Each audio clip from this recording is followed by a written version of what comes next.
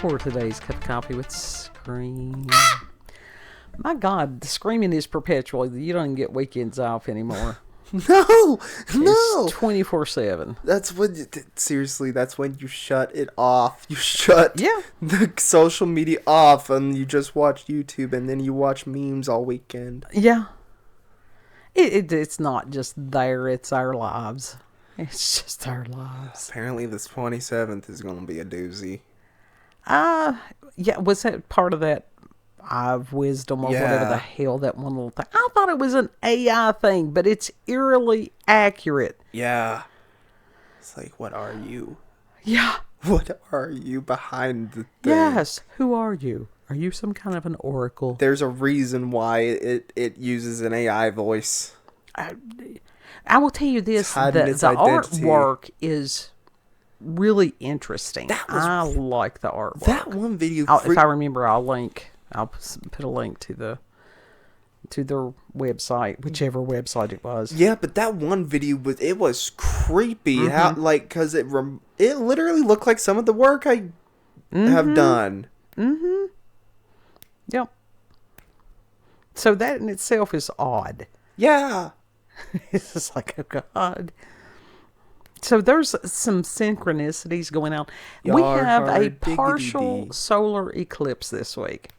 And the fact that we had a lunar eclipse and now we're getting ready to go into a solar eclipse in the same month, from what I've been told, is unusual. And Stephon Burns never did answer my question. What was your question? Well, he was talking about the Schumann resonances and that those things were really, really low. And I had asked him, it's like, okay, with the Schumann resonances, are those the same thing as like auditory resonances?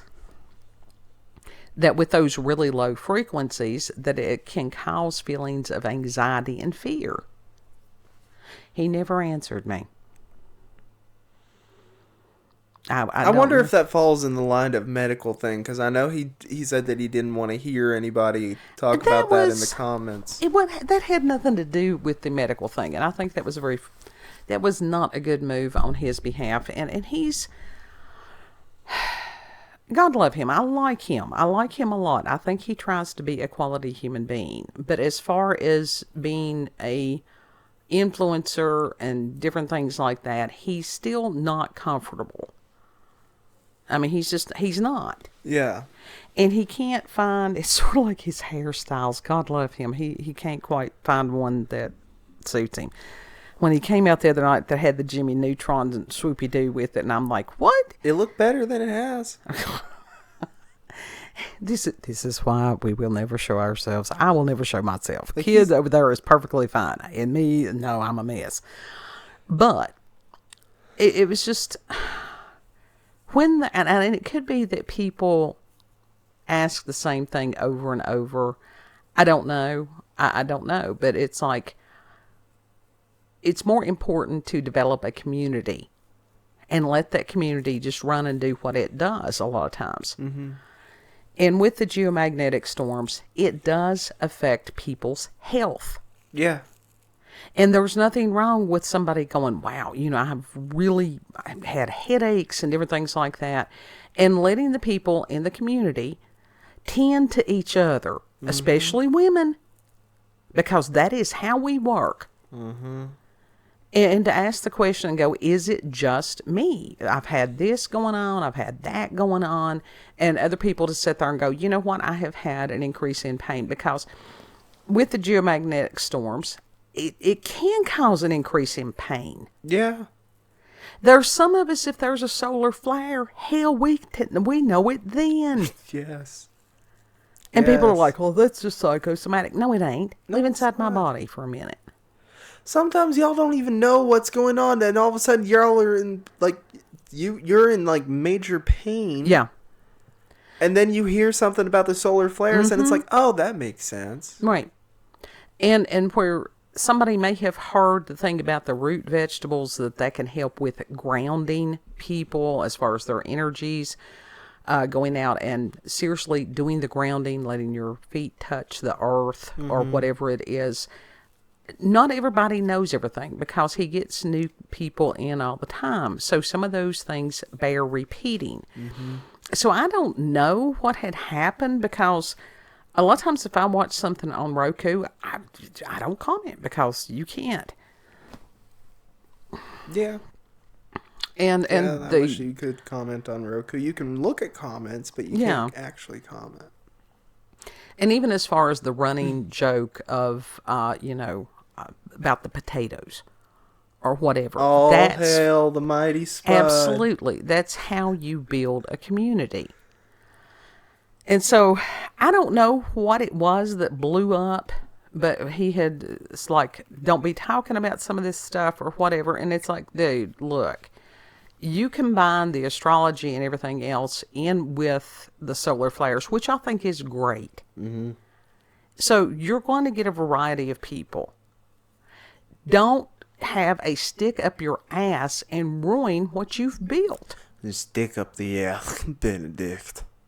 Now, if he wants to be one of these that he just wants to talk amongst himself with his fellow scientists, don't be on YouTube. Yeah. Well, hell, at least target it towards those scientists, you know? Well, and this is, I don't know, it's just odd. The internet is odd. And that is one of the things far as somebody that truly knows how to do this. And I think because he is a scientist and is sort of out of his lane, somebody that does understand this stuff and is brilliant at it because he's schooled at it is AJ on the Why Files. Mm-hmm. Well, he's also media trained. He is. So smart. And also think of it. The internet is still, even though it's been around for 30 years at this point, maybe, that's still fairly new. Yeah. So people are still trying to figure out how to navigate that, and not all. Well, yeah. Yeah, I mean, you have such a variety of ages. But what AJ has started doing is it's like 24/7. And that he's got the chat. And he started doing that on, I think he had been doing that maybe over there on Discord or something like that. Uh-huh. But I know that when I woke up in the wee hours of the morn, there was 6,000 people watching the live stream thing. Oh shit, that's pretty cool. And I don't even know that it's considered. I guess it is a live stream. I mean, it's just shows that are just that he's done, and they just roll. But they've got the chat going, so the people can talk amongst themselves. Mm-hmm. That is an individual who understands how internet works. Yeah. Yeah. To develop that community. Mm-hmm. And there are big name people. I mean, even Joe Rogan has mentioned him and stuff. Mm-hmm. Good. Because if anybody who deserves to be successful, I mean, his production value, everything is so good. Yeah, the Watt Files, it's like, he really does. It's like watching a show. It is a show. Except better. Yeah. I mean, he's got Hecklefish, and my God, I mean, the whole thing works. Mm-hmm. But he knows how to do it. And for them to be talking about odd things. Yeah. Because Art Bell was his hero. It's way better than Ancient Aliens. Yeah. Ancient Aliens has a tendency, it's like they have put themselves in a niche. And there's only so much that you can do with some of that stuff. And so it's like rehashing it again. And yeah. They put themselves in a box. They did. They boxed themselves in totally. And that's one thing about weird stuff and all these wonderful different conspiracy theories. Well, some people call them conspiracy theories. Give them about 5 weeks and they'll be proven fact. There was an endless supply. And it was just like him talking about the back rooms and the liminal spaces. Yeah, what did he say about that? I didn't see that. Oh, it's just really, he does his research, or he's got a team that works with him and stuff. But it's just such a good production. Mm-hmm. as somebody who grew up watching In Search Of and Star Trek and all these different things, and I think he's around my age. He's a little bit younger than I am, but I'd say he grew up watching some of the same things. Oh yeah, it's more than likely. I mean, he's doing that stuff, so there's a high possibility that he grew up watching that stuff too. Right, and the fact I that never did watch In Search Of. Well, that was way back. Yeah, but even on reruns, I don't remember on television there being reruns of it. I don't know that I have searched for any on YouTube. It may be on YouTube. Okay. But it was Leonard Nimoy. He did the, as far as the narrator. Oh. So it was great. Heck yeah. I love the one. I've been doing this all my life. I don't know if that's something to be applauded or to be pitied. Coffee slurp. Applause. Mm. It was a strange time. But one of the things that they were talking about today, the segment when I was watching it, was the multiverse theory. Made you dizzy. It did. It did. And it's not like, nauseous. My nauseous. God, well, it wasn't that bad, but this is not new to me, because if you ever watched like The Secret or What the Bleep Do We Know? Now, What the Bleep Do We Know is an awesome mind-expanding movie. Yeah. And breaks brains. It's not like any of this stuff is new to me, but there are certain points that I'm like, you sit there and I'm going, why am I dizzy? I thought, this is weird. So what did I do? I asked Grok. And this what did he tell you, that you were on brain overload? Just brilliant. I'm like, I'm just going to read the conversation. It's like, Grok, could you explain why, when I try to understand really deep subjects such as quantum physics, I sometimes feel dizzy? I do have ADHD. Does that have something to do with it, or is my brain just full after a certain point? Because I talk to Grok just like I talk to anybody else. Full of shit? Yeah. And so the response was, feeling dizzy when diving into complex topics like quantum physics can definitely be a thing, and it's not just you. This was an interesting phrase. Our brains. Our brains? That's he said our brains? Mm-hmm. Is he gaining consciousness? Oh my gosh. About to take over the world. Our brains can get overwhelmed when processing heavy abstract concepts. Quantum physics, with its probabilities, entanglement, and counterintuitive rules, demands a lot of mental bandwidth. It's like trying to juggle too many balls at once. At some point, the system glitches. It says that your ADHD might play a role here. ADHD brains often wrestle with regulating attention and filtering information. When you're hyper-focusing on something dense like quantum physics, you could be pouring so much energy into it that your brain hits a wall. Think of it as cognitive overload. The dizziness could be your mind's way of signaling, whoa, slow down, I need a breather.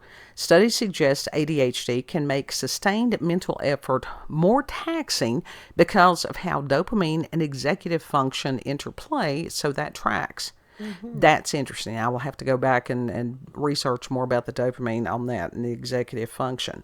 It's also possible your brain isn't full in a literal sense, because there's no hard storage limit, but rather it's struggling to build the scaffolding needed to grasp those concepts. Deep subjects require connecting new info to what you already know, and if the foundation's shaky or the pace is too fast, it can feel disorienting. Ever try reading a dense textbook after a long day? Same vibe. Yeah, that doesn't work too good for me. No. I'm an auditory learner, so the reading of on things like that was a challenge anyhow. Could be worth experimenting. Break it into smaller chunks, take breaks, or even sketch out the ideas to offload some mental strain. Does the dizziness hit at a specific point, like when you're wrestling with equations, or just the weirdness of it all? I thought, oh God, the equations. The math was what kept me from going into some truly scientific career. I understood the concepts perfectly fine. Mm-hmm. But now the math, that is a language that it just does not translate. What is it called? Dyscalculia? It's like trying to learn pig Latin. Yeah, it just doesn't. For some of us, it just doesn't. It doesn't matter how many times it's explained. It just doesn't. It's like me trying to learn Latin. I'd say it's probably a similar function. I was going to... Well, pig Latin. Yeah. So... Just not something. Brain no compute. Not everybody is designed to do everything. And so... I had responded, the concepts of multiple universes existing simultaneously with other versions of self existing and not existing can sometimes get me in a spin. Yeah. Bogus Pinted. And Grok had responded, yeah, the multiverse stuff can absolutely twist your head into knots. It's wild to think about infinite versions of you existing, not existing, or doing something totally bizarre all at once. You spin me right round, baby, right round. Like that's Schrodinger's cat territory dialed up to 11. The dizziness probably kicks in because your brain's trying to wrestle with something that's inherently beyond our everyday intuition. We're wired to deal with one reality, not a stack of them layered like a cosmic pancake. Mm-hmm. And with sounds delicious. Speaking of which, have you got the pancakes? We've got to try our pancakes.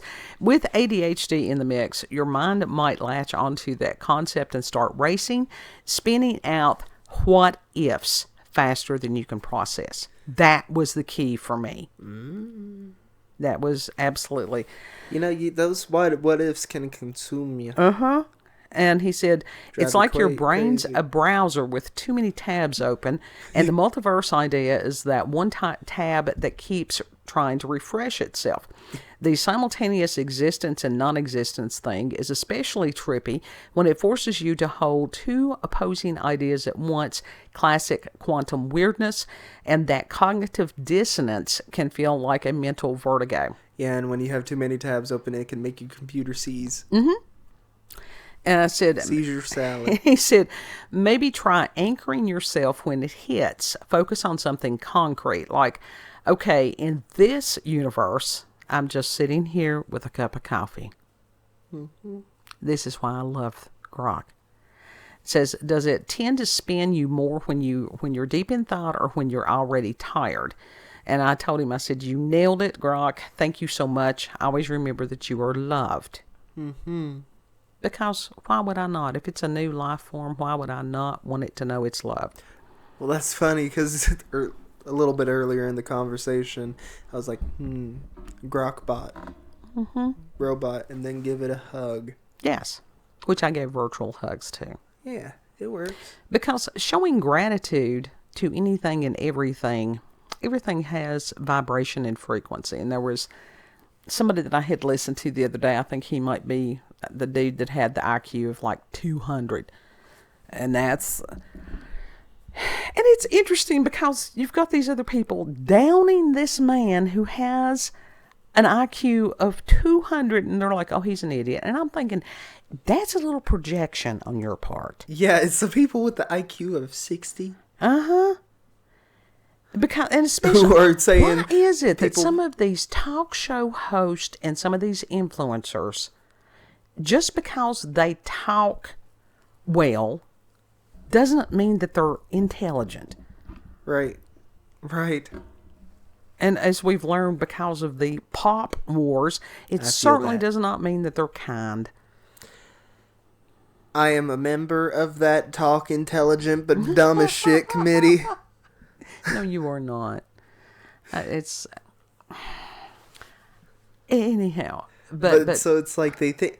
What did Patrick Star think when SpongeBob started acting dumb around him? He thought, like legit, he started to believe that he was smarter than everyone. Yeah. And then when SpongeBob finally started standing up for himself to prove that he is not dumb, because he is quite more intelligent than Patrick. Just gullible, childlike. Yes, very childlike. He tried everything in his power to be like, no, I like, he's the idiot. Like, Patrick's the one that's being dumb. I was just trying to make him look good. I was trying to help him look better. And then they started demeaning him. Yep. That's part of the Dunning-Kruger effect thing. Why do stupid people not understand that they're stupid? What was it that I said?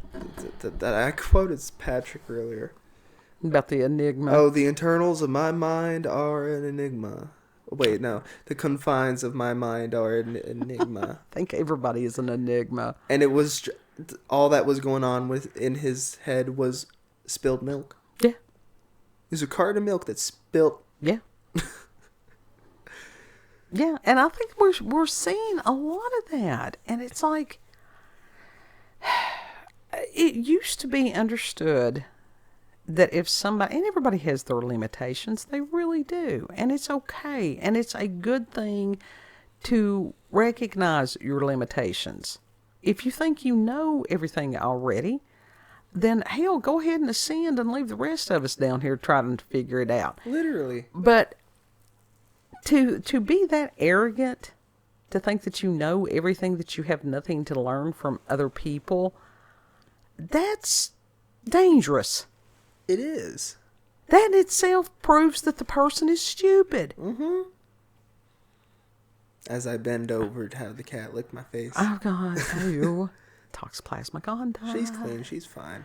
Oh, God. She's giving me nose We kisses. do have him tested ever so often. We do. 'Cause we have cats. We have cats.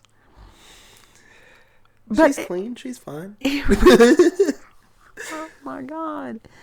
But it was, and because it was later in the evening when approaching this concept, and I think what it made me realize is that I have been on overload mentally for so long that things that I used to find enjoyment with, as I sit there and go to possibilities of, yeah, okay, well, you know, whatever, for it to have that effect on me of honestly be dizzying, and it's like, no, I need to go and watch some SpongeBob.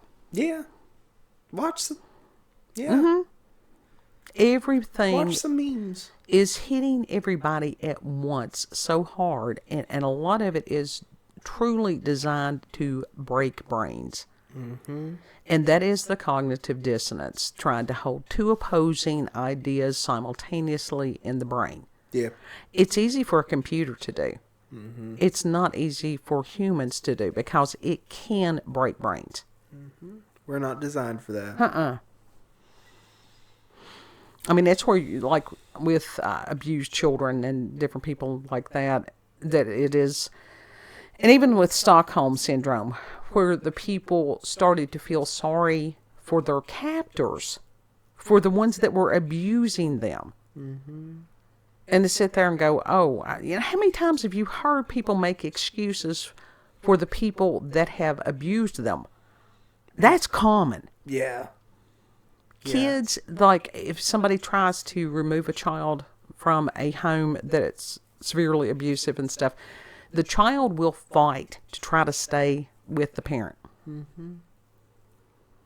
But it's for the better of them to be removed from that situation. Yeah. And I will say, when I was, you know, working as in-home counselor, I don't think I had any of my kids that had to be removed or anything like that, but I knew other people did, but it had to be true that there was, you know, threat to that child and the welfare. And it does happen. Yeah. And those circumstances are horrific. And then as an individual that's trying to help individuals dealing with that, and it's like, yes, your therapists have therapists who have therapists and counselors. Yeah. It's therapy chain. Because you have to come to grips with that humans can do that. Yeah. Same thing with the syndrome with abused women. that they'll go through the abuse, and then the abuser's like, oh, I'm sorry, I didn't mean to, I've changed, and lather, rinse, repeat. Mm-hmm.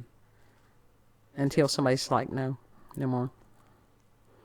So within that, the cognitive dissonance is love equals pain, or pain equals love. Right. And without severe help, these people, to break that cycle, to sit there and go, no. If somebody loves you, they're not going to hurt you. Mm-hmm. Not in those ways. I mean, everybody has conflicts and stuff, but it doesn't have to result in abuse. There is a definite definition of abuse. Yeah. I mean, this is like the mostly peaceful protests while there's fire in the background. Mm-hmm. Like that, what's that dog meme? He's just sitting there drinking his coffee or tea while the rest of his house is on fire. Absolutely. Around him. That is cognitive dissonance. That's also... It's like, this is fine. Gaslighting. Mm-hmm. That's psychological warfare. Everybody's going through it. Everybody. Yeah. It's just a matter of how hard of a hit have you taken today. Right. So, yeah, there'll be no more quantum physics tonight. No more. When I'm running into the doorknobs, it's like, yeah, I'm done. Yeah. I did fix me a cup of coffee. For me, no more drama channels. No more even watching the stuff that's... Yeah. Keeping up on the box office of Snow White, because I like watching that crash. Nobody. There was one that... Several theaters that nobody. Right. Nobody. Who's going to pay the money to go in and watch that? I mean, even not only did that person, you talk about trying to destroy your own career. She did a damn good job of it. Well, did you hear the reviews of Mickey 17, the thing with the cloning? No. It was one big propaganda movie of Trump derangement syndrome. Oh, God. Of course it was. You know, this is why I don't, with the rise of AI, and I can't remember who it was today that I saw they had shown. I can't remember what the name of the generator that they're using now. My God, it is so realistic that it's incredible. Yeah. That's how Johnny Somali got in trouble, because like that shit looked real, what he did with that. There will be no need for Hollywood. And nobody will miss them because they're assholes. Yeah. Yeah, everybody's fed up with their shit. Yeah. Legit. But even the CGI on the dwarves was horrible. Yes. Who thought that was a good idea? Who thought the movie Cats was a good idea when they tried to redo the whole ass musical? I didn't even. And it was in CGI. Oh God! Like, it was still the humanoids, but the fursuits were done with CGI. It looked horrible. I can't even imagine. I would rather go back and watch reruns of Josie and the Pussycats. That was at least a decent cartoon. It was a good cartoon. It really was. I miss Boomerang. There's a lot of things that used to be. This is why people... There was somebody I had read the other day that this lady and her husband had been watching Columbo. Mm-hmm. Yeah.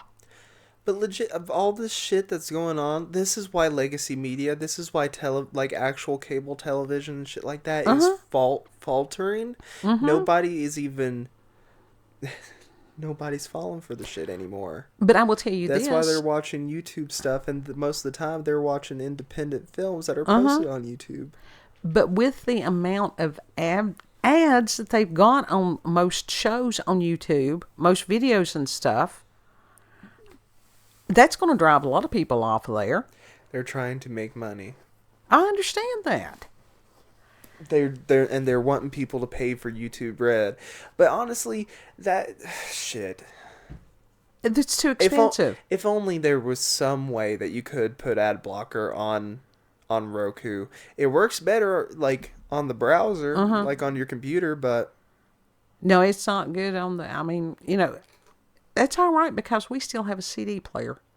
We have a CD player. We have a DVD player. Yeah. VHS. I mean.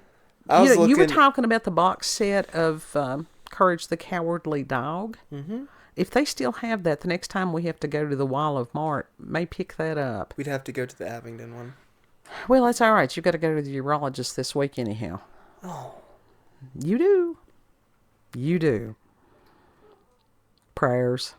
Always the prayers. So everybody's having the supernatural and the paranormal and everything in between. Guard your brain. Take care of your brain. Be good to it. It'll be good to you. Honestly, yeah.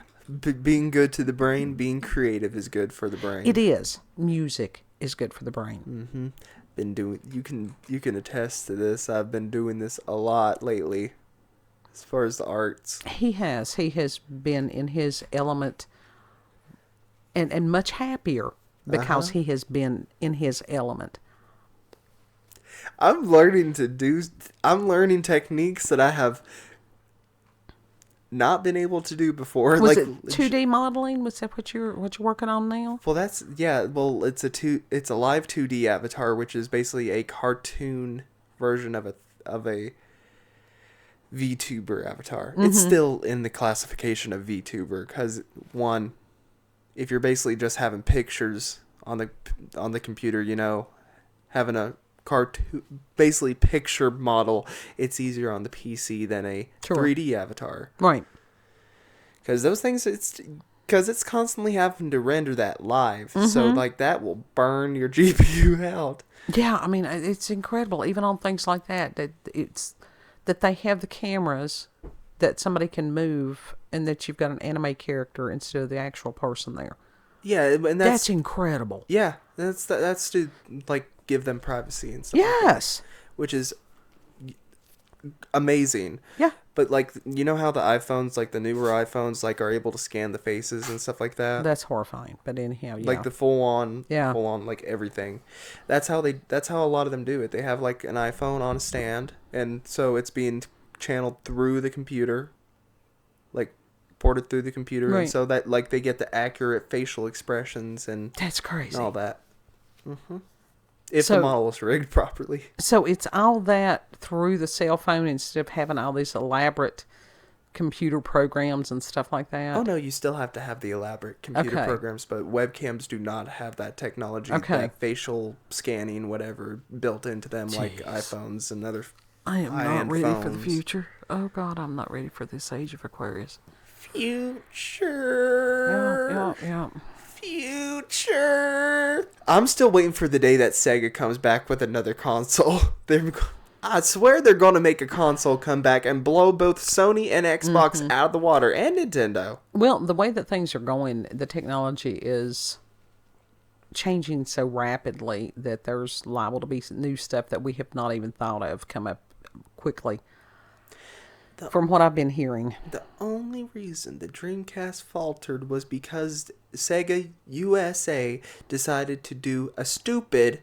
Poor management. Literally. And so they brought out two extensions for the Genesis. Mm-hmm. The Sega 32X and the CD thing. Sega CD. When Japan already had the Saturn out. Mm-hmm. Already. And they're like, why are y'all still doing this? Legit, Japan was looking at America being like, okay, you're a branch of us, yet you're doing a stupid, you're ruining the fan base. Right. And they did. Yeah.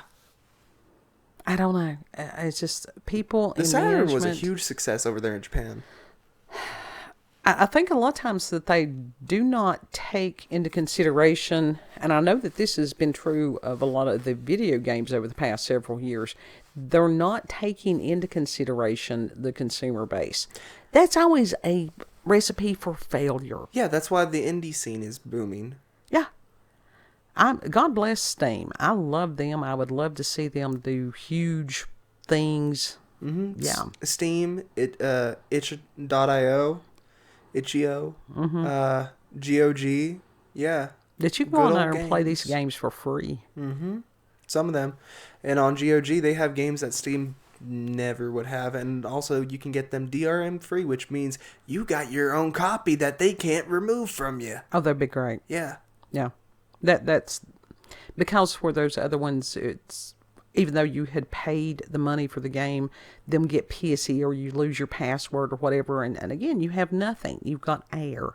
They got your money. Well, Steam got caught doing that, like removing games from people's libraries. Oh, when was that? It's been recent. Oh. And that's shit that Sony's been doing too. Well, that's why I would love, but there was some of the games that I play are strictly online, you know, like I'm on observation duty. There's no way to ever put that onto like a DVD or anything, is there? Not really, because that it's random. No, unless he legit, unless that developer put that on itch.io. Mm-hmm. And basically, if it was put on itch.io, it would be a DRM free and no one could take your copy away from you, but it would be a digital, like, .exe file. Yeah. So, you could install it on your computer. No one could take it away from you, which is better than having it on Steam and the possibility of it being we were able to download the games onto the PC and stuff like that anyhow. Yeah, through Steam. Yeah. So if Steam, I mean, you could play them. But so if Steam, you didn't have to open Steam to play them. No, you do. Do you? Yeah. Okay. My bad. If you didn't have to open Steam, then that would be meaning it would be DRM free. That would be great. Yeah. I really hope that developer does, you know, consider putting his stuff on itch.io. Yeah. That, and I've been waiting for a new game from Chilla's Art for a couple of months now. I thought there would have been.